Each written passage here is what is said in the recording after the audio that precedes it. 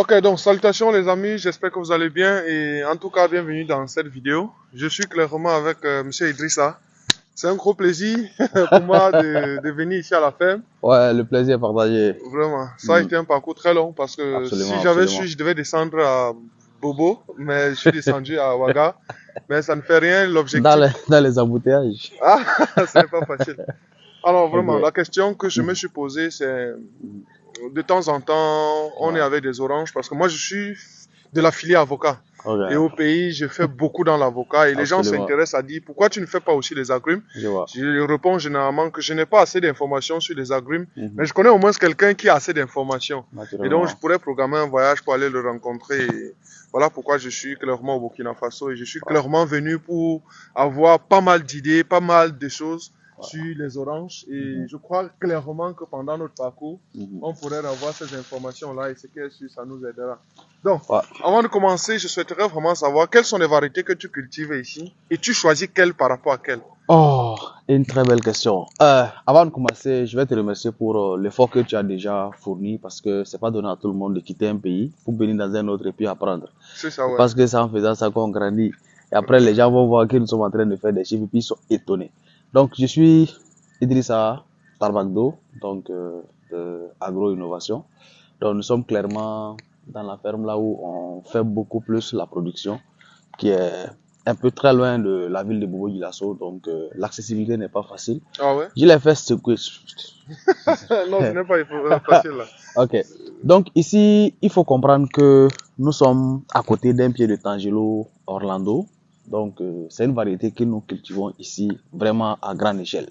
Il y a aussi les orangers pineapple. C'est ça, ouais. À côté des orangers pineapple, nous avons aussi les mandariniers fortune, que les gens appellent communément la mandarine marocaine, parce que c'est ce qu'on rencontre dans nos alimentations. Les alimentations, c'est-à-dire les supérettes, les supermarchés. C'est ça, ouais. Donc, à côté aussi de ces variétés-là, il y a deux variétés de citronniers que nous multiplions à grande échelle ici et que nous plantons. Parce que quand tu as pris la clôture, tu as vu que nous avons mis voilà, le citron pour pouvoir faire la clôture en fait de tous les sites. Ça remplace un peu le camp pêché. Absolument. Il faut aussi préciser que nous sommes sur 15 hectares ici. Donc, il y a quand même assez de variétés. Il y a tous les spécimens ici. Donc, pour celui réellement qui veut apprendre et qui veut savoir encore plus sur les agrumes, je pense que c'est idéal de venir voir et de constater. C'est ça, d'accord. Ouais. Alors, si on te met avec les Tangelo et les pineapple, tu choisiras quelle variété et pourquoi? Bon, en réalité, nous sommes à côté d'un pied de Tangelo. Tu as vu, ça a bien produit, hein, ok? Mais quand on va récolter cet Tangelo-ci, il faut savoir que il faut attendre certainement l'année prochaine à la même période pour avoir une récolte pareille. C'est ça. Là, on estime combien de fruits déjà? Bon, honnêtement, il faut qu'on crée une application qui permet de scanner une plante qui va nous donner la totalité. Parce qu'on ne sait pas compter, quoi. Voilà. Parce que là, il y a des fois où nous avons récolté une demi-tonne sur un pied de Tangelo. Demi-tonne? Une demi-tonne. Je parle de 500 kilos. Wow. Voilà. L'année, enfin, oui, puisque c'est. Je parle de 500 kilos. Wow. Maintenant, ce pied de Tangelo-ci, on va les récolter en même temps avec les pineapples que tu as vu derrière. On récolte à la même période. Et pendant que nous sommes en train de récolter, tu vas voir que sur le pineapple, il y a des fruits qui sont en phase de formation. Ah oui, la floraison encore. Absolument. Donc, dans 4 ans, ces fruits-là seront matures. Et on va récolter, le pied de Tangelo sera là, avec 0 fruits. Oui, ça dit la différence est au nombre de production l'année. Oui, la différence, c'est au nombre de production de l'année. La différence aussi se trouve surtout au niveau du positionnement. Parce que c'est une question de marché.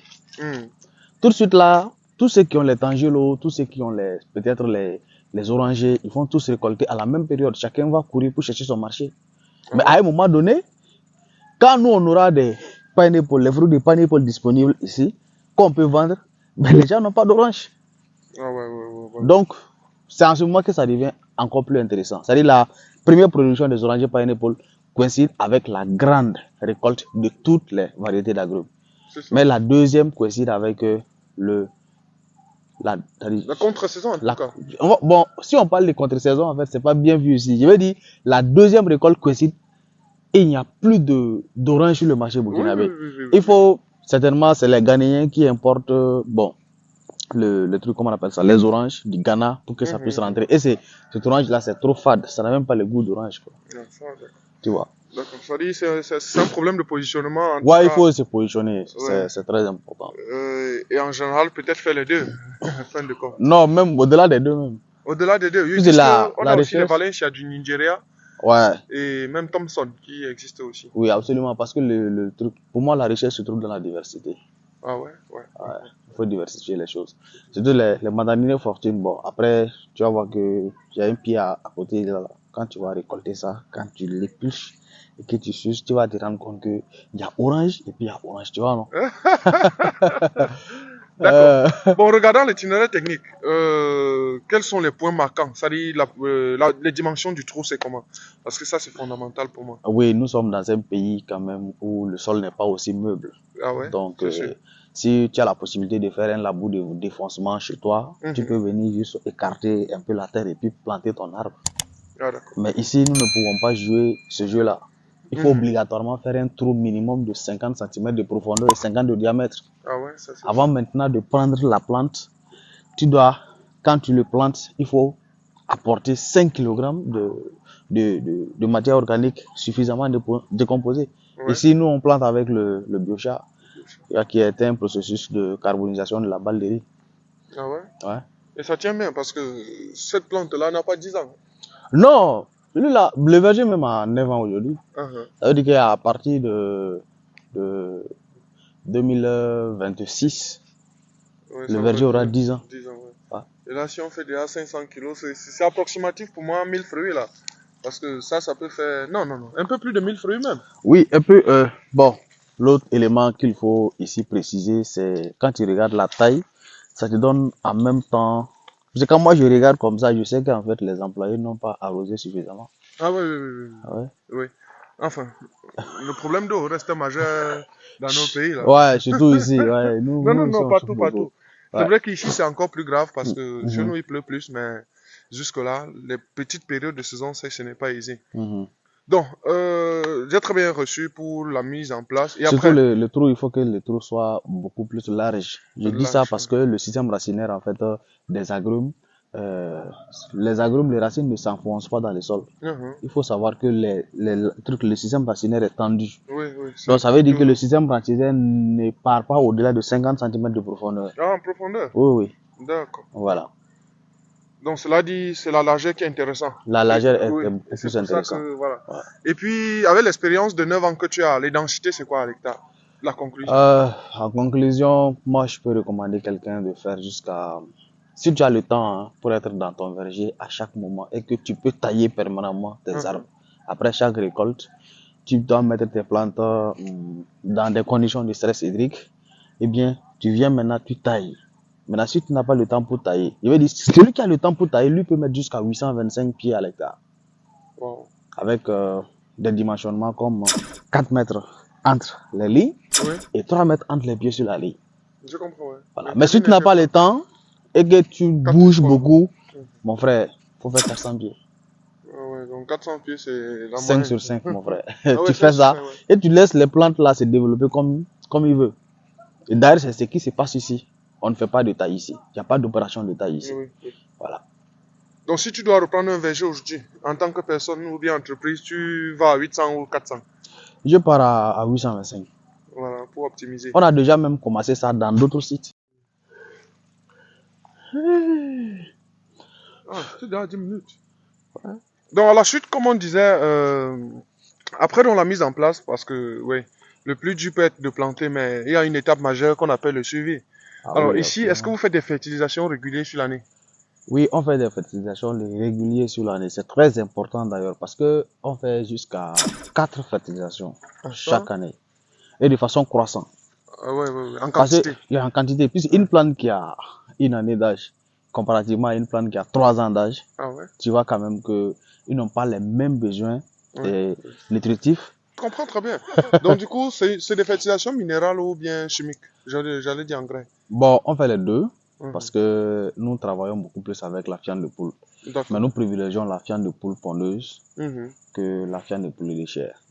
Maintenant, si c'est la fiente de poule pondeuse, bon, je prends l'exemple, puisque pendant la mise en place même de ce verger-là, la première année, nous avons apporté 4 fois et chaque tranche est égale à 5 kg de fiente de poule apportée par pied. Mais là, en ce moment, la technique d'apport aussi diffère parce qu'il faut faire un petit cuvelage. Mais on tient compte en fait de la limite des feuilles là. On fait une projection sur le sol, comme ce que tu vois ici. On fait une projection sur le sol et puis on met l'engrais là autour comme ça. Parce que les racines nourricières sont orientées vers là. Oui, le poil absorbant. Voilà, absolument. Et là, c'est la fertilisation. En termes de protection phytosanitaire, est-ce que vous faites des traitements réguliers? Oui, j'ai pas même fini la fertilisation parce que il faut, comment on appelle ça, accompagner cette fertilisation organique avec de l'engrais chimique. Si vous êtes dans la culture conventionnelle, voilà, vous pouvez apporter environ 100 grammes par pied. Non, pas par an. Donc par an, ça fait déjà 400 grammes par pied. 4 fertilisations. Oui, 4 fertilisations. Ça, c'est la première année. Maintenant, la deuxième année, il faut ajouter 50 grammes au fur et à mesure. Maintenant, si c'est peut-être la fiente de poule, vous avez apporté les 5 kilos chaque fertilisation. Puis tu as 4 fertilisations à faire par an. La deuxième année, il faut augmenter la quantité au fur et à mesure. Voilà. Mais maintenant, l'autre élément aussi qu'on fait, nous faisons de l'association des cultures. C'est parce qu'on a déjà récolté le riz là. C'est la raison pour laquelle tu vois cette tige de riz. Donc, quand on fait le riz, on apporte de l'engrais dans notre champ de riz. Et comme les racines sont en divagation un peu partout sur le site. Oui, les racines des agrumes. Absolument. Et aussi vont tirer pour eux dedans. Oui, c'est clair. Voilà. Ouais, en fertilisant dans le riz, on tient compte. Oui, on tient compte de beaucoup d'aspects parce qu'en fertilisant le riz, au fur et à mesure qu'on avance, nous mettons aussi de l'engrais au niveau de nos agrumes. Maintenant, pour attaquer un peu la question de la protection phytosanitaire, ici, en réalité, nous avons un calendrier de traitement phytosanitaire qui est respecté scrupuleusement. Donc, minimum, chaque 2 semaines, il y a un traitement complet de tout le verger. Ça demande beaucoup plus d'investissement. Parce que nous, à un moment donné, on était confronté à une maladie qu'on appelle la chancre bactérienne qui attaque, c'est-à-dire les feuilles. Et ça se manifeste à travers ça, tu vois, les points qui sont là. Donc tout ça, c'est en réalité, bon, la majorité des cas, c'est pendant même la saison pluvieuse que cette maladie est beaucoup plus répandue dans le verger.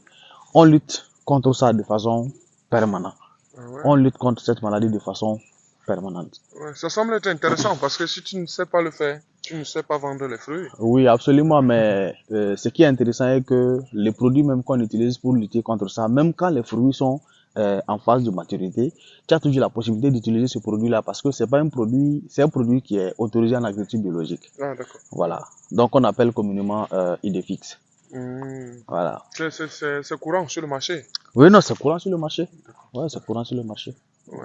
Non, une des problématiques que les agriculteurs ont, c'est la vente de leurs produits. Oui, absolument, oui. C'est-à-dire que si quelqu'un fait par exemple 20 hectares, disons, est-ce qu'il aura le marché? Le marché est là. Le marché est là parce que tout qu'on fait ici, on n'a jamais eu en fait de difficulté pour pouvoir écouler nos produits parce que les femmes même viennent ici, nous demandent est-ce que je peux avoir un chargement de 10 tonnes. Bon, mais quand tu viens avec un 10 tonnes ici, le problème est que moi, je vais peut-être en même temps dire à ceux qui sont peut-être dans la même activité que nous, de ne pas souvent se précipiter, faire les récoltes et puis aller sur le marché. Non. Parce que dès que tu fais la récolte, déjà tu es en train de limiter en fait la durée de conservation de ton produit. Et les femmes, comme elles ont cette information, elles vont essayer peut-être de payer ça à vil prix. Oui, parce que... Mais nous, par exemple, quand tu viens ici, si tu veux qu'on récolte, nous savons déjà le chargement de 10 tonnes, ça peut prendre combien de tonnes. Et comme le prix de la tonne est connu, tu verses d'abord la moitié. Et on commence la récolte. Dès qu'on finit en fait d'arriver à la moitié en fait de peut-être de 10 tonnes là, nous on va encore te dire il faut verser le reste pour qu'on finisse en fait la récolte. Donc c'est comme ça qu'on fait. Donc ça fait que bon, ceux qui viennent ici savent que nous sommes sérieux. Et quand tu viens, tu as ce que tu veux et tu repars. Mais tu payes. C'est tout. Tu payes à l'heure, quoi. Mais on ne récolte pas et puis partir au marché, aller nous arrêter en train de vendre. C'est une technique aussi qu'on utilise de temps en temps. Mais ce que nous privilégions en réalité, c'est que la personne vienne voir. Si tu viens, tu regardes la qualité des fruits que nous avons, tu es obligé en fait de payer. Bien sûr, Voilà. pour Parce faire que bon marché. ce qui fait la qualité, mais aussi de nos agrumes, c'est les opérations d'entretien quotidiennes que nous faisons, ainsi que les opérations de traitement phytosanitaire. Donc, objectivement, nous avons des fruits de très bonne qualité, sucrés, qui répondent aux propriétés organoleptiques qui sont décrites dans les documentations. Et nous travaillons à ce que la quantité aussi de jus qui est à l'intérieur soit extrêmement abondante. Parce que celui qui vient payer aussi veut un marché. S'il part, il faut qu'il soit réellement satisfait. En fait, sa clientèle, quoi. Oui, absolument, ouais. Tu vois. Et là, un prix moyen de la tonne en Afrique de l'Ouest, c'est combien? Bon, majoritairement... En abondance. Bon, non, nous, on fait ici, bon, champ, parce que c'est le marché aussi qu'on a ciblé qui fait la différence. Ouais. Voilà, je ne donnerai pas certainement ces informations un peu sensibles, mais nous vendons ici Borchamp à 425 francs le kilogramme. Le kilogramme, d'accord. Oui. Mais dans d'autres localités, il faut le dire, le kilogramme est vendu souvent à 225 voire 250 francs CFA. Voilà, mais chacun a son marché, chacun sait comment il négocie. Là, votre marché est extérieur ou bien national? Bon, objectivement, notre marché elle est international. Il est international plutôt. Ah, d'accord. Notre marché est international. D'accord. Oui. Puis le marché national, ici, la valeur marchande n'est pas aussi élevée et les champs ne consomment pas aussi assez de fruits. Ah, d'accord. Ouais. Voilà, ils ne consomment pas assez de fruits. Donc, il faut aller là où les gens consomment les fruits. Ouais, c'est clair. Voilà. Et nous sommes en contact avec ces femmes-là. Et je crois aussi que notre perspective actuellement, c'est de planter beaucoup plus de citronniers parce qu'on n'a pas assez de citronniers. Et nous nous sommes rendus compte que les femmes qui viennent ici disent qu'elles partent jusqu'en Côte d'Ivoire. Et dans le verger d'un blanc, un verger irrigué surtout, elles partent s'approvisionner en citron là-bas pendant les périodes en fait de pénurie de citron. Le problème ici, les gens ne savent pas que le citron lui-même, en réalité, est une culture qui produit des fruits de façon permanente. Quand c'est irrigué. Quand c'est irrigué. Ça, c'est sûr. Tu vois. Quand c'est irrigué. Mais lui, il a eu l'idée, mais nos femmes quittent ici, que ce soit même au Burkina Faso, il faut voir les femmes qui prennent les citrons à Bobo-Dioulasso, les femmes qui sont à Sikasso au Mali, elles partent tous en Côte d'Ivoire pour aller s'approvisionner en citron pour revenir nous vendre ici, surtout pendant les mois de carême. Donc c'est ce qui se passe.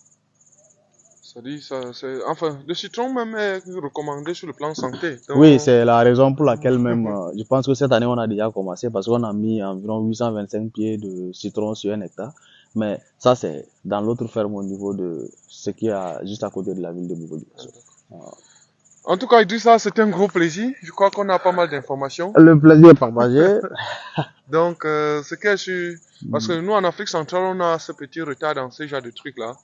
Mais on va mettre à jour et puis probablement, on va créer des bonnes collaborations. Il faut y aller parce que la première étape serait certainement de commencer déjà la multiplication et aussi mettre sur pied un verger qui va servir de champ-école pour tous ceux qui veulent réellement venir s'imprégner des réalités et de voir réellement la capacité, en fait, toute la littérature que nous sommes en train de dire autour, en fait, de ces agrumes-là. Parce que ce n'est pas une littérature. Nous, ça nous permet de vivre aujourd'hui. On a déjà vu tous ceux qui sont ici, qui travaillent ici. Ah oui, les équipes, ça donc, emploie. Ça fait que, emploi direct et indirect. Rien que ça, c'est bien. Mais il faudrait pas aussi que certains pensent qu'il faut planter et puis aller s'asseoir à la maison. Non, il faut réunir les conditions. Donc, derrière, en fait, c'est des efforts qu'il faut faire. Mais pour une plantation, pour un verger d'agrumes, je pense que c'est 3 ans de sacrifice. Et le reste, là, tu suces les doigts. En tout cas, par rapport à l'investissement, on pourra en parler plus tard parce que ça va varier en fonction de la densité à l'hectare. Oui, bien sûr. L'accessibilité du site et tout ça. Là, bien sûr, parce qu'il y a assez de paramètres. Parce sûr. Que quelqu'un va te dire, non, la plantation d'un hectare, ça va coûter combien? C'est compliqué. C'est compliqué. Il faut qu'on pose des questions. Il faut qu'on te demande, mais attends, vous voulez... Voilà, le site est où? Et puis, voilà, vous voulez faire quelle densité? Parce que si quelqu'un qui fait 400 pieds à l'hectare, comparativement à celui-là qui va faire 825 pieds à l'hectare, ils n'auront pas les mêmes charges. C'est ça, ouais. C'est quand même, c'est presque le double. Oui, donc... Presque le double. Donc, il y a assez de paramètres. Il y a tous les paramètres. Mais bon, nous invitons quand même les gens à faire. Mais si vous voulez réellement implanter votre verger, faites-le avec beaucoup plus de détermination. D'accord. Donc ça c'est sûr, on va le faire. Parce que je suis avec plusieurs leaders en Afrique centrale. Les gens veulent bien se lancer, mais ils ne savent pas comment s'y prendre. Du coup, il faut toujours des gens comme nous qui vont aller espionner la route et puis lancer, comme tu as dit, la multiplication. Ils n'ont qu'à lancer seulement. Pour le reste, là, on verra. D'accord, c'est ça. Surtout que vous avez une pluviométrie beaucoup plus abondante. Vous n'avez pas les problèmes de 6 à 9 pénurie. mois. 6 à 9 mois. Bon, nous, on a pratiquement 4 bons mois de pluie. 4 bons mois de pluie. 4 bons mois. L'irrigation est obligatoire. Tu vois la différence. Tu vois la différence. Vous ne jonglez pas. La nature vous a tout donné. Parce qu'il pleut, non? Non, il pleut quand même. Oui, il pleut. Des fois même, pour toutes les cultures, on a toujours au moins le seuil qu'il faut. Ok, une information très capitale. Si ton site est inondable, ne plante pas les agrumes dessus. Même les citronniers. Même les citronniers. Ça, parce que j'avais l'inverse de l'information, parce que voilà, quand un site était inondé et quand tu tenais à faire des arbres fruitiers, on s'essayait avec le citron. Oui, mais bon, chez nous ici, si ton site est inondable, faut pas planter parce que... D'accord, non, ça se comprend. Normalement, même quand le site est inondable, il faut trouver des voies de canalisation pour évacuer cette eau-là. Oui, c'est une obligation. Oui. Mais c'est un investissement aussi. Ça demande beaucoup plus d'argent. Ouais. Mais si tu as un terrain où, quand il pleut, après, l'eau est bien drainée, mon frère, vas-y. Il faut se lancer. Oui. Mais si tu es par exemple au Burkina Faso et que tu n'as pas l'eau, faut pas planter. Oui. Si tu veux compter sur les autres pluies, de grâce, faut pas planter. Mais si tu es dans des pays où il pleut 9 mois sur 12, tu attends quoi? Faut planter. Faut planter. D'accord, mon gars. Vraiment, je suis très content. Je crois que on aura un parcours de collaboration très fiable et du coup, les gens pourront s'intéresser. On va se partager ces opportunités-là pour permettre de lever la filière. En tout cas. Absolument. Bon, en tout cas, c'est bien. C'est bien. Nous ne pouvons pas certainement dire exactement et avec beaucoup plus de précision ce que ça nous apporte. Mais ça nous permet quand même de vivre. D'accord. Et là, et ça permet aussi à d'autres personnes de vivre. Ouais, donc ceux qui tournent autour, s'ils vivent, ça dit que, en tout cas, ça nourrit son homme, comme on dit. Oui, absolument. Et comme l'entrepreneur à un moment donné, tu travailles pour les autres, quoi. Toujours. Voilà, donc, franchement, c'est un plaisir de te recevoir. On va formuler assez de bénédictions, que Dieu accompagne, que Dieu met beaucoup plus sa bénédiction dedans. Et surtout, tout ce que tu y touches, que cela se multiplie. Absolument. Au milliardiple. Oui, non, attends, puisque le problème c'est quoi? Tu donnes 10 000 francs à quelqu'un, il va te dire non, que Dieu te donne au centuple. Quand tu prends 10 000 fois 100, ça fait combien? 1 million. Ça fait 1 million, non? Ouais. Est-ce que c'est pas mieux que tu le dises que Dieu multiplie ça? Au milliardiple. Ça va mieux. C'est la première fois d'entendre ça. Ok. Allez, merci beaucoup. Tranquille, prends soin de toi, mon frère. Merci. Ciao.